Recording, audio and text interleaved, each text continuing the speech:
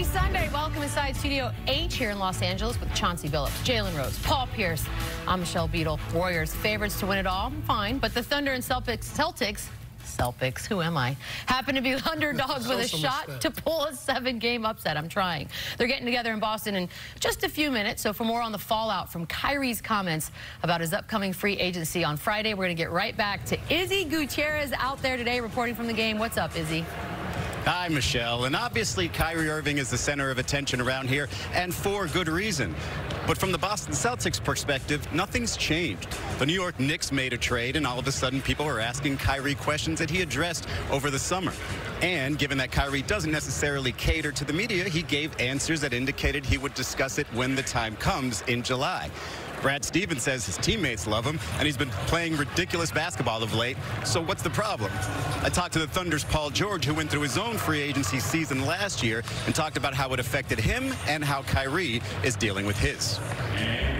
I think for him going through this, he has to give one answer, and just let that be it. You know, he's focused on this year. This is for everyone. This is the only thing they need to worry about is what's going to happen this season. Let him get through his decision through the summer, and you know, just let him be a player. I think, you know, so many people have opinions, and they forget about, at the end of the day, who's it really about.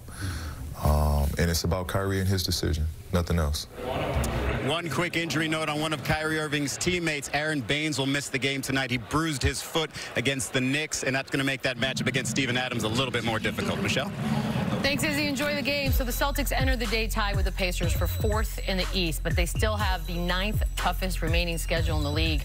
Tough Eastern Conference games have not really been a problem for Boston, but they are 5-2 against the Raptors, Bucks, and Sixers. There's your reference point, Chauncey. I'm going to start with you. If you're the Celtics, what do you do here on out?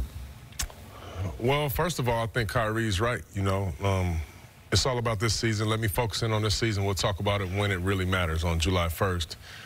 But if you're Danny Ainge, you have to listen to what he said, and you have to listen to any calls that may come in, possible trades. Not saying you'll trade him because it's tough to do that, but in my opinion, he told the world, I'm not coming back to Boston. No.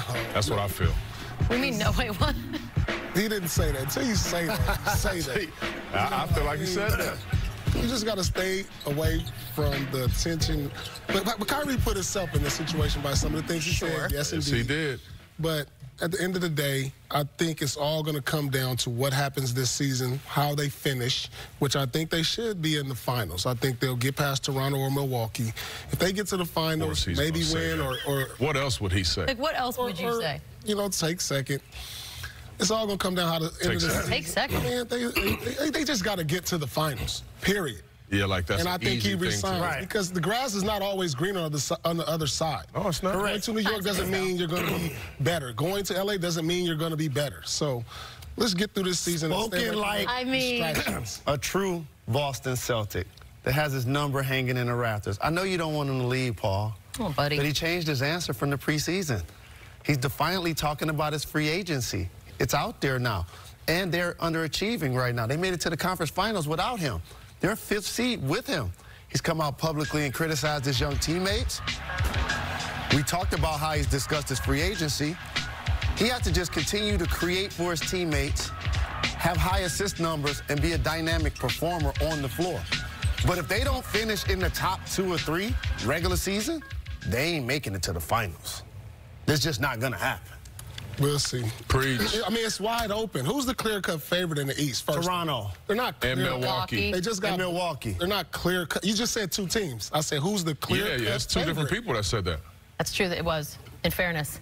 God, I love you, Paul. Just knew this was coming. Anywho, let's get back to that game. Jason Tatum and the Celtics enjoying a little home cooking, winning 12 of their last 13 at TD Garden. Celtics, Thunder coming up. And many, many NBA champions were built around power duos. Are Paul George and Russell Westbrook enough to lead OKC to the promised land? Plus Paul George in our Straight Talk soundbites. I think he just made it that much more comfortable for myself to go out there and be me. We had a good conversation on, you know, me being able to play my game and you know, him allowing me to just be comfortable within our offense. And it's worked, you know, it worked. It's very easy playing on that court with Russ. NBA Countdown on ABC.